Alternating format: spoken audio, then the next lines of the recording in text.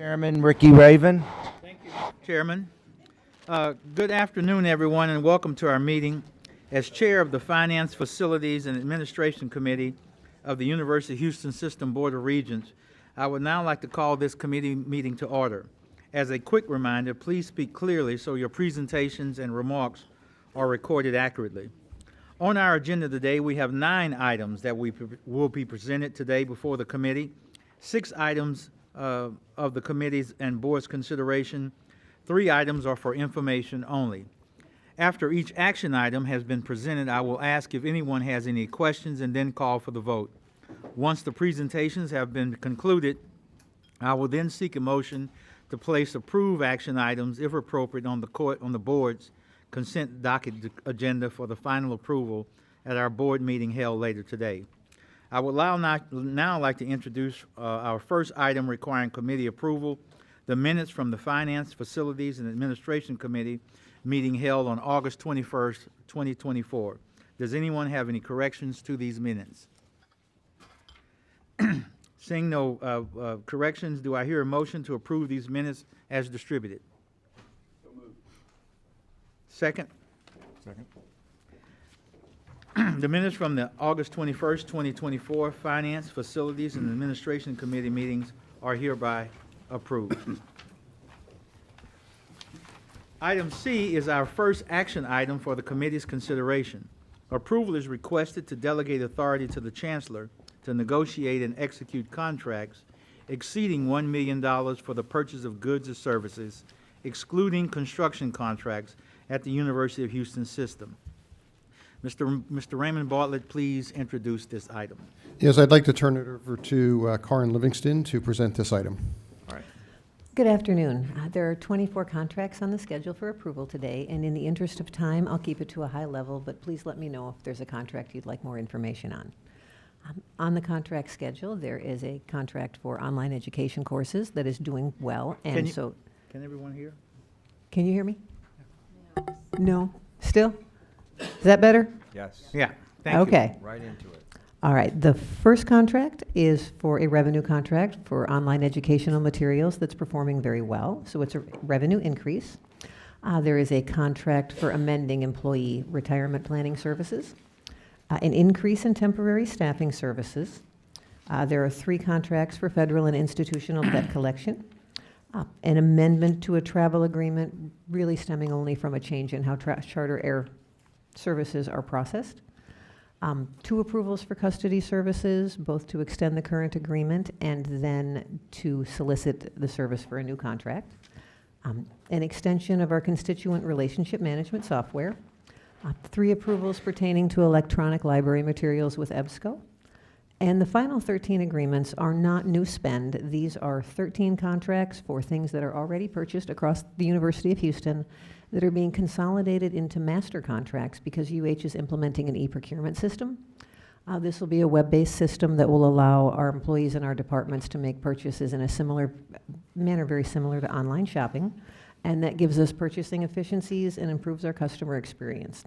Those 13 contracts are, again, existing spend. They are everything from office supplies to IT hardware and software to medical laboratory and research supplies. Are there any questions about any of the contracts or the change to e-procurement? Seeing no questions, may I hear a motion to approve this item as presented? So moved.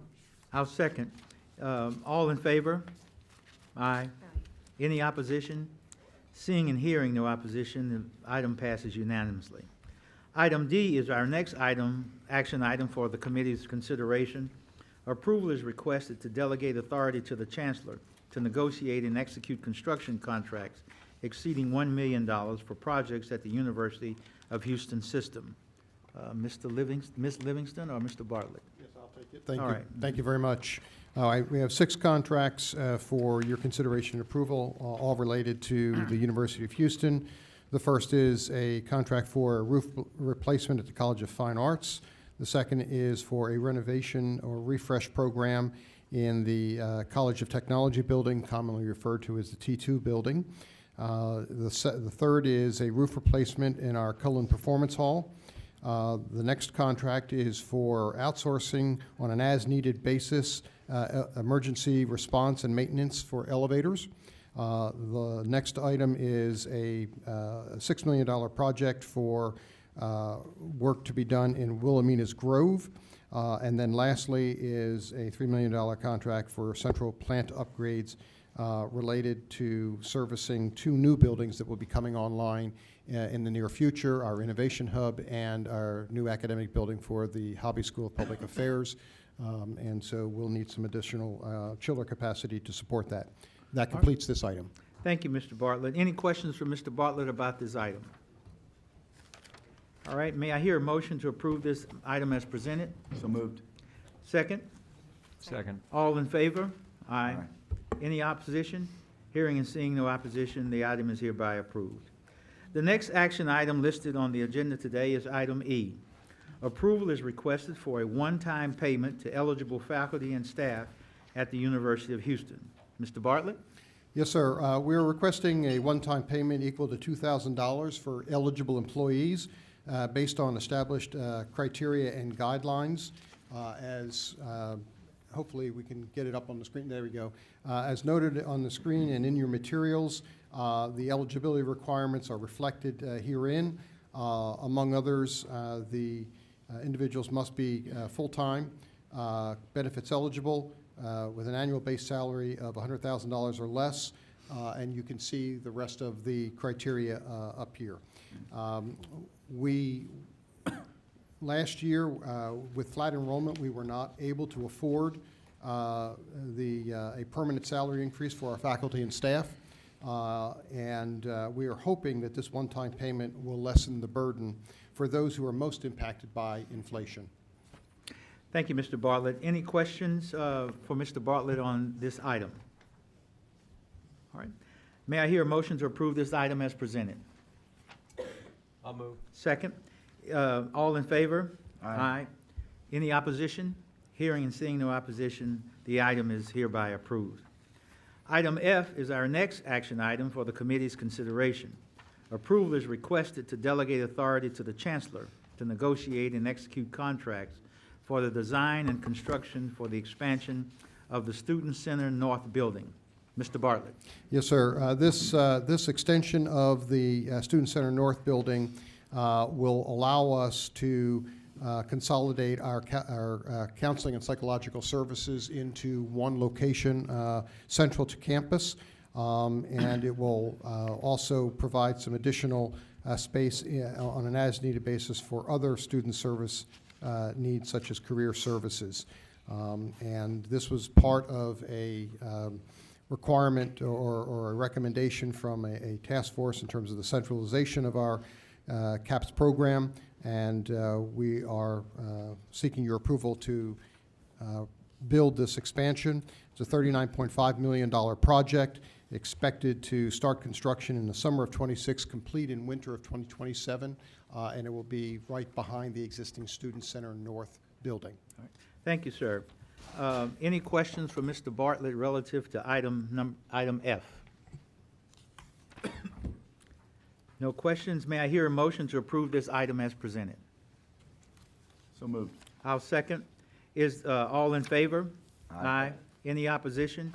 Hearing and seeing no opposition, the item is hereby approved. The next item listed on your agenda today is item G. Approval is requested of the annual update of the University of Houston Downtown Master Plan. Mr. Bartlett. Yes, I'd like to invite President Blanchard to the podium to present this item. Thank you, sir. Thank you so much. Good afternoon, members of the board and Chancellor Couture. Thank you for running the slides for me as well. I'm pleased to present today's update on the University of Houston Downtown's Facilities Master Plan. Next slide.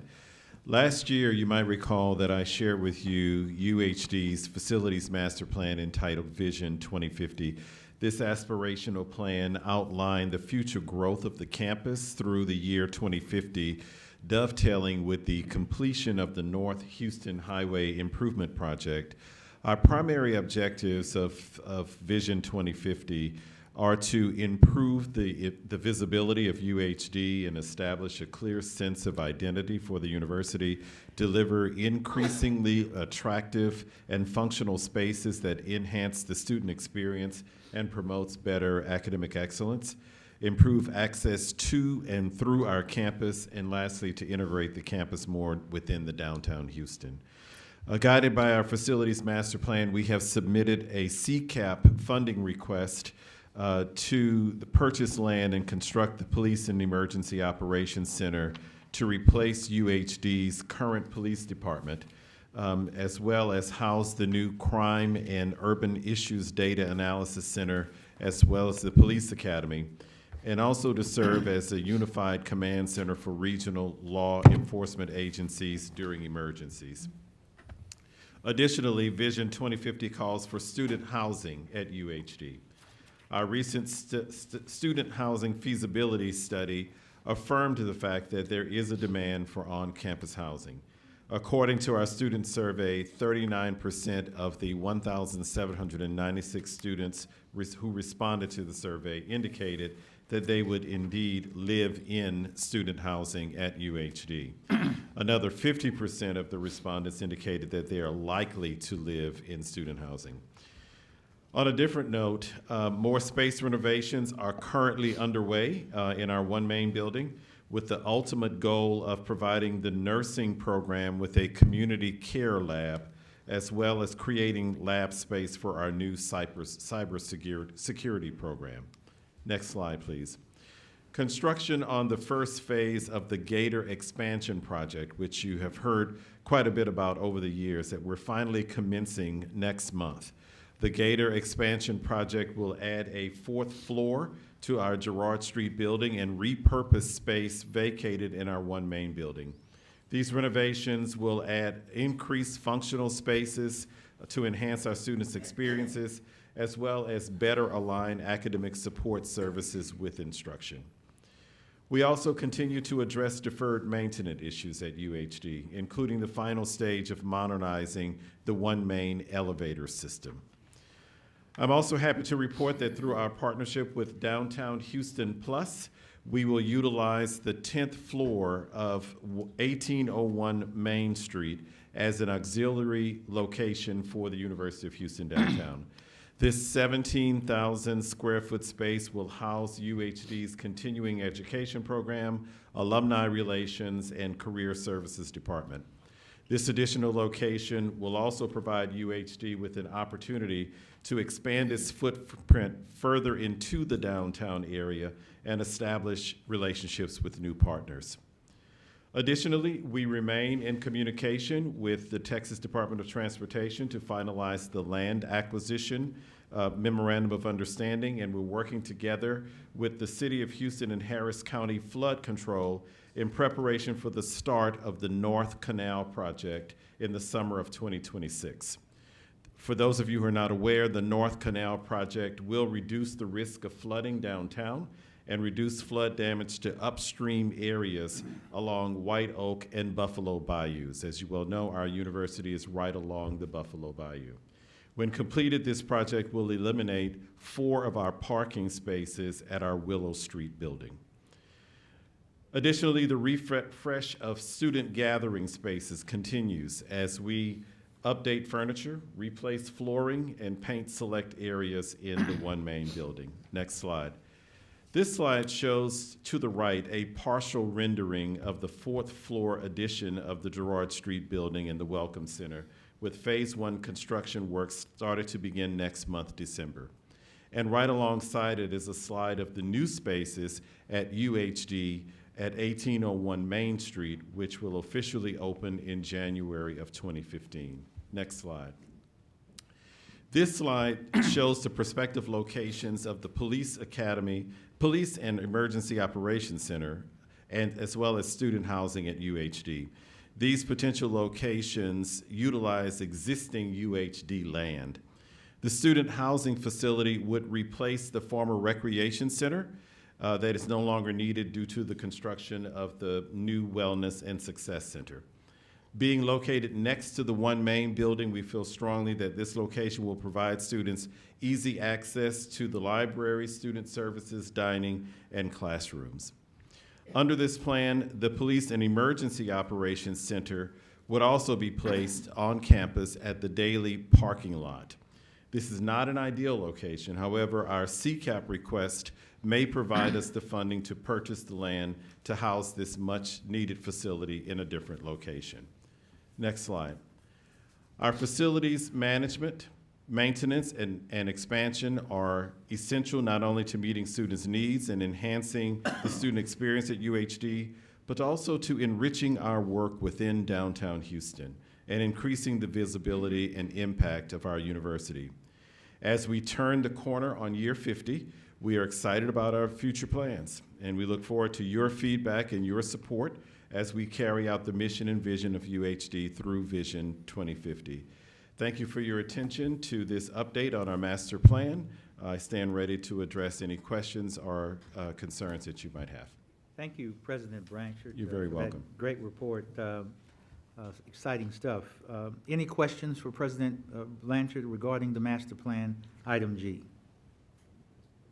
Have there been any, anything from TxDOT about moving the freeway since the last time we spoke about it? Well, what we're doing now, in terms of the timeline, that some of the work is still along the same timeline that we thought before, and that the construction phase of the new highway will begin before the deconstruction phase. And we're told that the construction phase is likely to begin anywhere between 2025 and 2026. So it's not that far off. Okay. We are still working to finalize the memorandum of understanding between UHD and Texas Department of Transportation. I think that we're getting closer, and we've got the great benefit of having our legal team that's helping us, along with a consultant, to get to the finish line. Dr. Blanchard, could you go back to your slide where you showed the footprint of that one? So just maybe remind me where that freeway boundary is going to move to. It's north, right? Right. And of course, I'm the worst with the map. Yeah.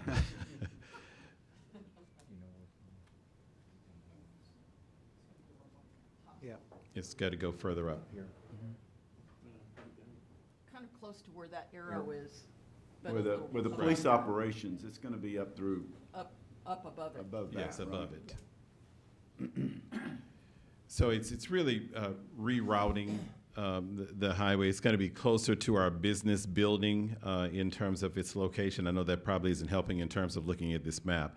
But the reality is that then the I-10, I-45 that goes right through our campus, that's where the deconstruction process I was will just be. thinking if I was a student living in that housing compound next to I-45 or I-10 East, I don't know that I'd be able to sleep much at night, but this is all going away, right? Right. At some point. But then where we're proposing the student housing to be is that it really is not going to be, it's going to be where we're going to, yeah, I see what you're saying in terms of timing of when the housing will actually be in place versus when the highway will be deconstructed.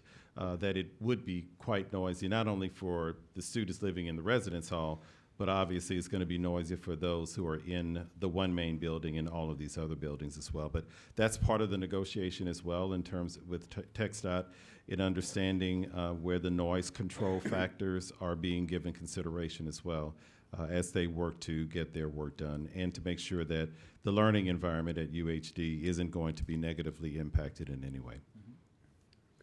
Any additional questions for President Blanchard? All right. Thank you. May I hear a motion to approve this item as presented? Second. All in favor? Aye. Any opposition? Hearing and seeing no opposition, this item is hereby approved. Thank you. Thank you, President Blanchard. Thank you. The next item listed on your agenda today is item H. Approval is requested for the annual review of the University of Houston System Board of Regents, Finance, Facilities, and an Administration Committee charter. Mr. Bartlett. We have reviewed the charter for the Finance, Facilities, and Administration Committee. We have no recommended changes during this review period. Thank you very much. May I hear a motion to approve this item as presented? Second. All in favor? Aye. Any opposition? Hearing, seeing no opposition, this item is hereby approved. The next item listed on your agenda today is item I, Annual Report on the Condition of Buildings and Facilities, the University of Houston System. Mr. Bartlett. Yes, I'd like to invite Mr. Oliver to present this item. Thank you. Thank you very much. Good afternoon. Before I get started on our annual deferred maintenance report, I do want to point out that you should have a copy of our latest capital construction updates in front of you, a small pamphlet that will provide you an overview of all the capital projects that have been approved by the Board of Regents. And if you have any questions on that, I'm happy to discuss that as well. The annual deferred maintenance system report is a report mandated by Texas statute, so I will go quickly. But if you have any questions, please slow me down. It is somewhat more important than normal, I will say, because of our upcoming state legislature. We are currently in our review period for annual allocation of our HEAF funding, which is what primarily supports our deferred maintenance program. So, getting right into the numbers, for University of Houston, as you can see here, we have over $700 million of deferred maintenance. I do want to highlight that we do have an addition to our deferred maintenance numbers. We have broken out infrastructure. In the past, we were focused purely on buildings. What we have found is that our infrastructure also is significantly degraded due to age, and this includes our utilities, steam, storm sewers, sanitary sewer, water lines, et cetera, that connect our buildings to the campus. You can also see here for 2024, our total spend was approximately 29 million, a little over 29 million. And for next year, we have a potential spend of 65.7 million. The majority of that is on our capital renewal program, our core projects, as we call it. That spend is assisting our deferred maintenance execution greatly, as you can see. Just a quick overview of the campus itself. We are currently at a CRV, as we call it, replacement value of a little over 10 billion, well, actually more than 10 billion, $10.7 billion. We have 163 buildings on campus at this point, totaling 16.7 million square feet. Average building age is 38 years. You can see the breakout of assignable space. And our facility condition index is now at 12%, which I'll speak to a little bit more here in just a moment. Facility condition index is simply a ratio of how much deferred maintenance we have to what the total valuation of our buildings is. It is a universal measure of how deferred maintenance is measured of use, and I love to see benchmarking. So this is a benchmarking of what others look like in this space. As you can see, we have, relatively speaking, kind of middle of the pack here in comparison to other peers. I do note Victoria and downtown are both very low. Clear Lake is a little higher, but none of these are outside of what the norms you see within, at least within the Texas area. I always like to point out some of our more problematic buildings and how they are doing. This is a list of our buildings that are highest condition index, which means they're the worst. I know Regent McCall loves to note that our J. Davis Armstead building is our worst building at this point in time and has been for several years, which of course aligns with our CCAP request for a new optometry building. I do want to point out that we had one building that moved into the critical stage, and that was our Cameron building, which is primarily used for child care and other services for auxiliary groups. This is a forward-looking slide. This is one that I do want to pause on just a moment and make sure I can communicate what we're trying to do here. I know it's a busy slide, so I'll talk you through it really quickly. At the top, you can see a bar chart that shows our deferred maintenance, projected for deferred maintenance for each year based upon our current spend of $17 million. Which is, of course, as I mentioned a moment ago, is our HEAF funding that we receive. You can see that we are making progress in terms of bringing our deferred maintenance down. On the bottom, we are forward-looking a little bit here. The blue line at the top is what our condition index would look like, assuming no additional funding was injected into it. Below that, you will see two lines. The red line is an assumption of 50% increase in our HEAF funding, which would equate to approximately $25 million. And then the green line on the bottom was probably super optimistic, but that would be assuming 100% increase or $50 million increase in our HEAF funding if we chose to invest into addressing our deferred maintenance needs on campus. So just sort of give you a sense of what the funding could do if we chose to push it into deferred maintenance. Again, this is a conversation I know the Chancellor is having at our next state legislature. Interesting. Yes, Any sir. questions for Mr. Oliver? Oh, I'm sorry. I thought Oh, no, you were well, we got a finished. few more to go. Okay, I apologize. All right. This is another program that I'm extremely proud of, and this is one that directly affects our students, which of course is why we're here, of course. This shows our classroom refresh program. As you might imagine, classrooms on campus, we have over 200 of them. We strive to renovate those classrooms on a 10-year basis, once every 10 years. As you can see here, we are resource constrained. So at this point in time, we're not able to accomplish the 20-ish plus or minus classrooms per year that we would need to do to maintain this schedule. So this is a very obvious need that we would look at increasing our HEAF funding to, assuming we did get more HEAF funding, to address classroom renovations on campus. So again, just a great program. It has made great progress, but we need to do a little bit more, to be frank. So. I will continue. This is a system level report, so I will hit the other campuses deferred maintenance as well. For our downtown campus, downtown university, we have approximately $12 million of deferred maintenance.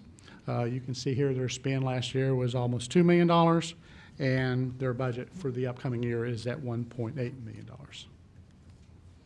A little bit of information, nothing here that is not consistent with what you've seen before. They're, of course, using their money in the normal ways you would see, HVAC systems, plumbing, et cetera. So. A quick snapshot of the campus at downtown. Campus replacement value is approximately $1 billion. 12 buildings, a little over almost 2 million square feet of space, average building age 30, and then you can see their campus index is at 2%. And currently they have only one, they have no Yeah. buildings on the, Quick question. I'm sorry. How do you calculate average age? Is that by square foot or by literally number of buildings? That's just the number of buildings and Just what their 12 age is. buildings Yeah, if you have divided by 12 whatever buildings, the built. average age of the building may be So- 30. Yeah. So, You, so it's just a number. yeah, it's just a number, give you a Okay. sense of the All age. right. One main building obviously is extremely old, but then they have brand-new buildings, so. But I had a question around campus facility condition index. Correct. What exactly does that mean? I mean, That is, as I mentioned a moment ago, that is a industry standard that we use to evaluate their condition of the buildings, and that would be basically their deferred maintenance divided by the CRV or the replacement value. And then by over the next 5 years. So what their deferred maintenance needs over the next 5 years summed up along, then divided by what their replacement value of their buildings are. So it's a 2% formula that's. 2% is indicative of what? Very good. Okay. Anything under, generally speaking, you see under 10%, the single digit is going to be a very good number.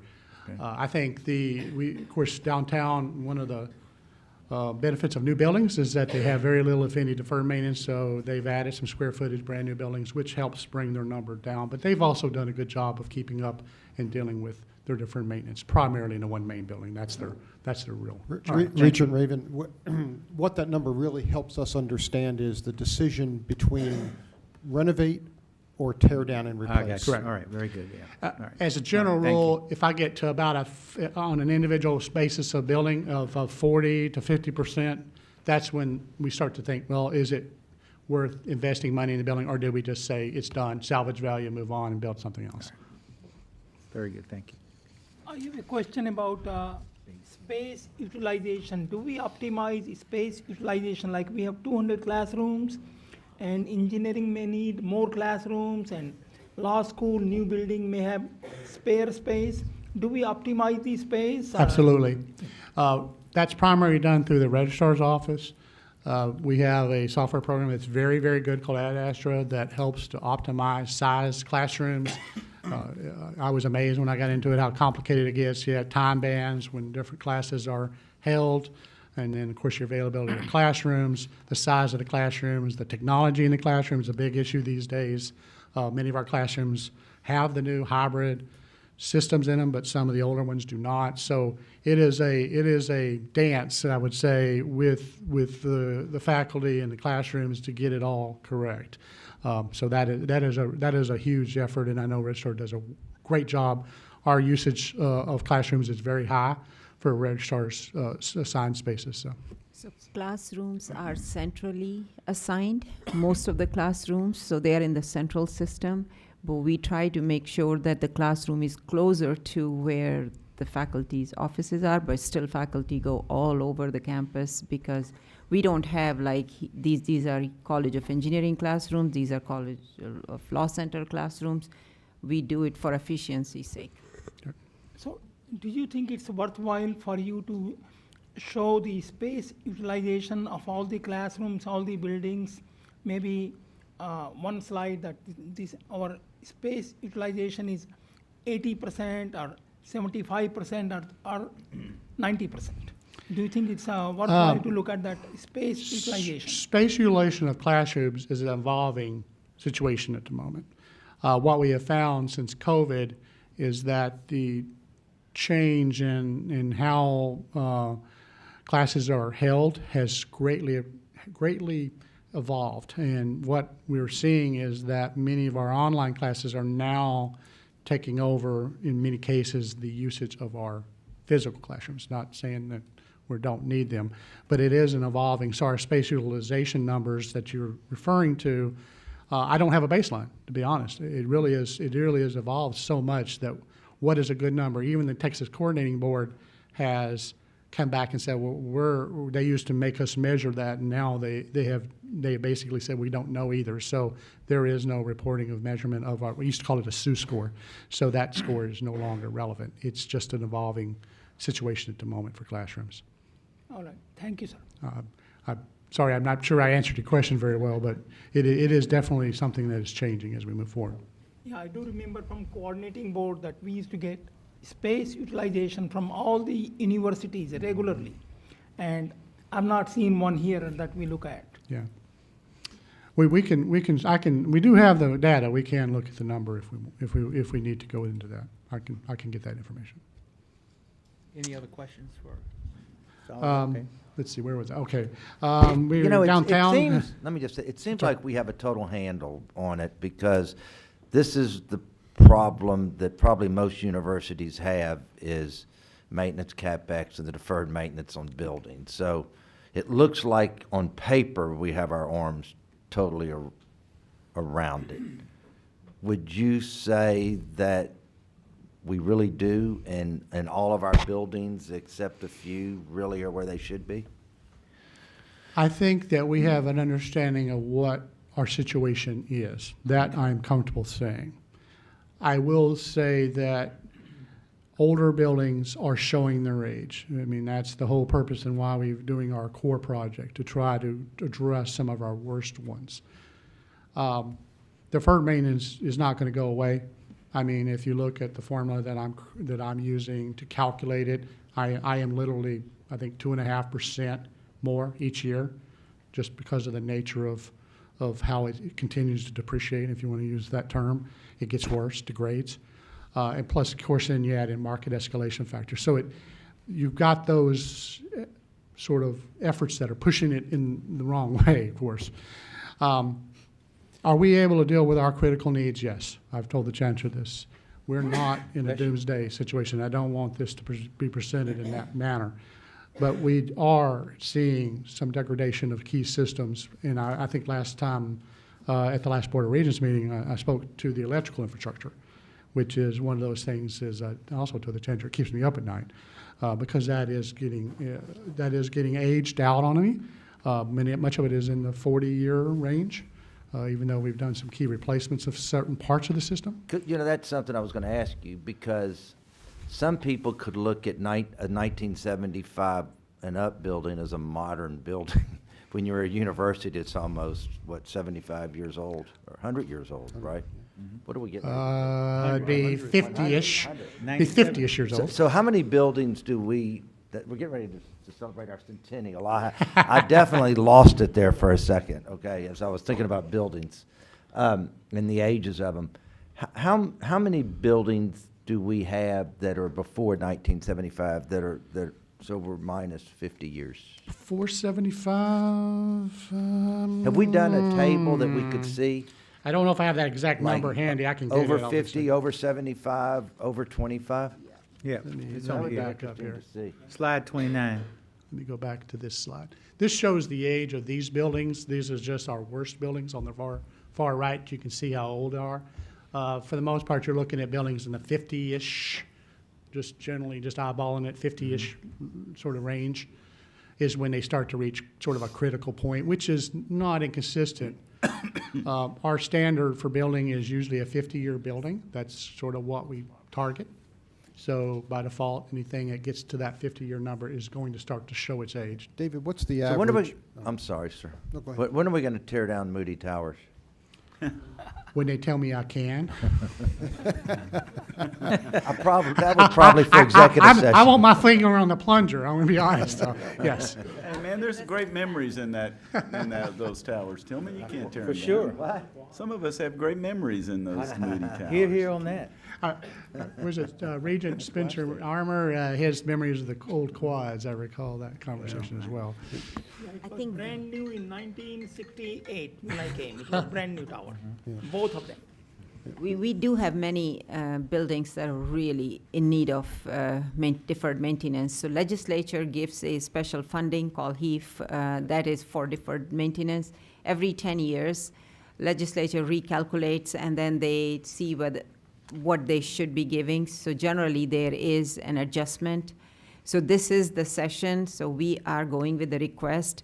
So what we presented to you here is that we know what the problem is, and if we can get the funding that all the universities are asking for, which is really doubling of the HEAF funds, then we can take care of it very quickly.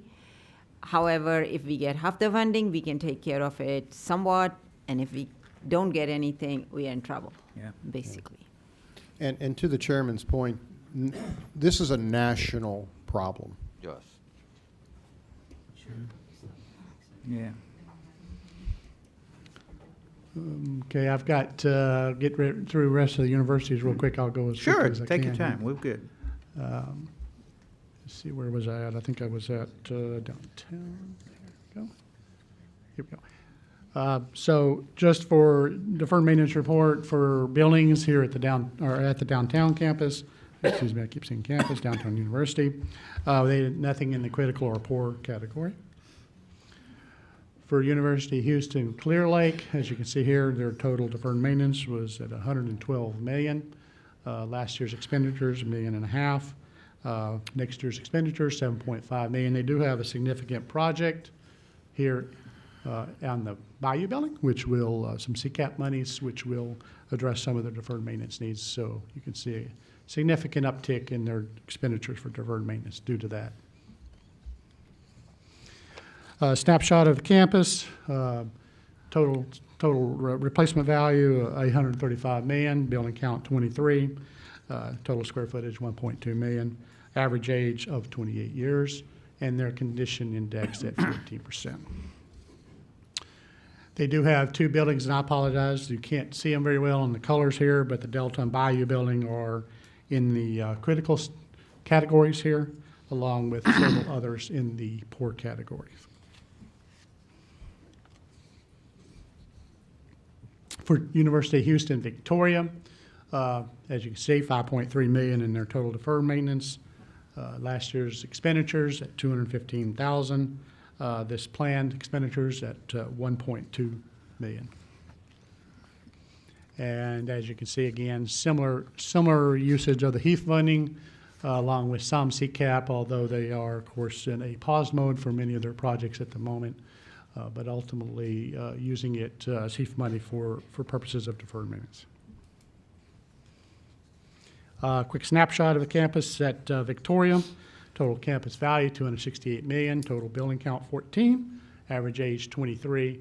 And as I mentioned a moment ago, their condition index is also at 2%, which is, generally speaking, very, very good. And they have no buildings that are in the poor or critical category. So that sums up the deferred maintenance report for the University of Houston system. Thank you, Mr. Oliver. Any additional questions for Mr. Oliver relative to item H? Sorry. All right. This item was Thank you. presented for information only and no committee action required. The next item listed on your agenda today is item J, report on the sale of the Board of Regents, report on the sale to the Board of Regents of the University of Houston System Consolidated Revenue and Refunding Bonds, Series 2024A and Series 2024B. Mr. Bartlett. Yes, sir. In August, we sold our 2024A and 2024B bonds to fund 8 projects for the system. The financing syndicate was led by J.P. Morgan with 3 co-managers. Our bonds were well received in the marketplace. We had an oversubscription of 2x on our tax exempt and a 5x on our taxable bonds. We sold over almost $270 million worth of bonds. The bonds come with a 10-year call provision at par, and they, as I said, were extremely well received in the marketplace. You can see in the report the breakdown between Series 2024A and 2024B, net proceeds for each, including capitalized interest and bond premium on the 2024A and the capitalized interest on the 2024B. Just as a reminder, there are a few projects such as our Football Operations Center, the Health and Wellness Center, and the Moody Dining Replacement, which are either fee-funded or gift-funded, and until those projects come online, those revenues are not available, and as such, we borrow the interest, i.e. capitalized interest. And that's my report. Any questions for Mr. Bartlett relative to item J? This item was presented for information only, no committee action required. The next item listed on your agenda today is item I, presentation of fiscal year 2024 University of Houston Systems Results of Financial Operations. Mr. Bartlett. Yes, I'd like to introduce Usha Matthews, our Assistant Vice President for Finance and Controller, and have her present this item. Thank you, sir. Good afternoon. Let me try this again. Good afternoon. How are you? As introduced, I am Usha Matthew, University Controller. I need my clicker. Okay. Today's presentation is an overview of fiscal year 24 results of financial operations. The emphasis is on operational activities only, excludes construction spending. This is budget to actual comparison for both revenue and expenditure, and I will focus on a few slides that highlight the activities in fiscal year 24. The pie chart that shows here are revenue and expenses by major categories. In fiscal year 24, UH system revenue were $2.1 billion, which surpassed the operating budget by $129 million, about 6%, while expenses were $1.96 billion, slightly less than the operating budget. We will explore these categories in the next 2 slides. This slide provides analysis of major sources of revenue. As you will notice, state appropriation categories had an increase from 23, and this is because the system received increased funding, the biggest one being TUF, Texas University Fund, that was passed as a constitutional amendment. UH received $48.27 million. The state also received increased funding for group insurance and Hazelwood exemptions, higher education affordability, and also special line items, one being funding for debt service, growth in College of Medicine. HEAF funds, higher education funds, had a small increase. This is mainly because of one institution transitioning from HEAF funds to PUF funds, permanent university funds. Other operating revenues include auxiliary income, self-supporting enterprises, indirect cost recovery, investment income. In addition to higher earnings on investment, many self-supporting areas had increases in revenue, including parking, student housing, athletic conference revenue, clinics that serve the public. These increases in revenue are both from increased use as well as rate increase that's done to address the rising costs. Contracts and grants had a slight decrease. This is mainly due to expiration of federal stimulus funds. Endowment gifts had an increase, and traditionally this is budgeted conservatively, had a slight increase, and most of this increase is from increased giving, most of it being scholarships.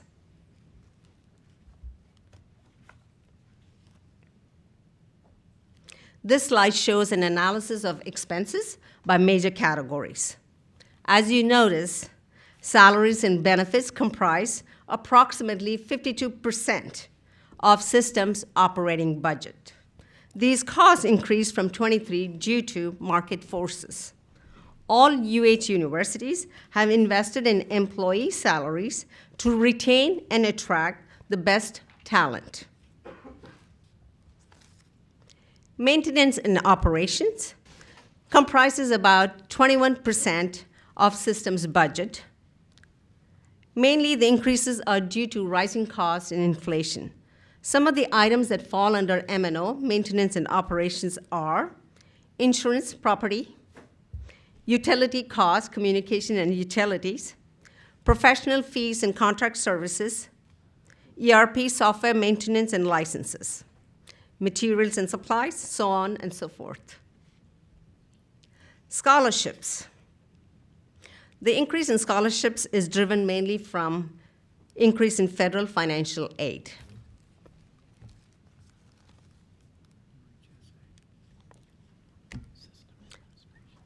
The asset side of the balance sheet, the primary assets of system are displayed here, including the 5-year data. Some of the key points to be noted are system investments, which includes endowment funds, which have grown from increase in giving, revenue exceeding costs, and investment returns. Cash and investment balances, which include funds that are committed for future purposes, and also funds that are restricted per the donor-defined purposes. Capital assets, not a whole lot of change. You will definitely see that next year, probably. All other assets are relatively stable. The second part of balance sheet shows liability and equity. The primary liability for system are payables and accrued liability. This is mainly amounts that system owes to vendors and employees for obligations incurred in fiscal year 24. Bond and long-term obligation declined as scheduled payments were made as part of payment cycle. All of the liabilities relatively flat. The system equity is $2.38 billion, which increased by $175 million, about 8% increase, which attributes to investments, revenue over expenses, and adjustments to assets and liability. So I will stop here for any questions, as the remaining slides provide similar information by individual university. Thank you, Ms. Matthews. Any questions for Ms. Matthews regarding item I? All right, thank you very much. Thank you. This item was presented for information only, no committee action required. The following committee's approval of the last action item addressed, I would now like to request that 6 action items considered by the committee be placed on the board's consent docket agenda for the final board meeting. May I hear a motion to place 6 action items on the board's consent docket agenda? Move. Second. All in favor? Aye. Any opposed? Hearing and seeing no opposition, the 6 action items unanimously approved by the committee will be placed on the board's consent docket agenda for final approval at the Board of Regents meeting held later today, November 21, 2024. Section 2 is the executive session is the next item listed on your agenda. It should be noted that an executive session will not be held today. Does anyone have any additional comments or questions? If not, there being no further business to come before this committee, this meeting is hereby adjourned. Back to you, Mr. Chairman. Thank you, sir. Thank you, sir.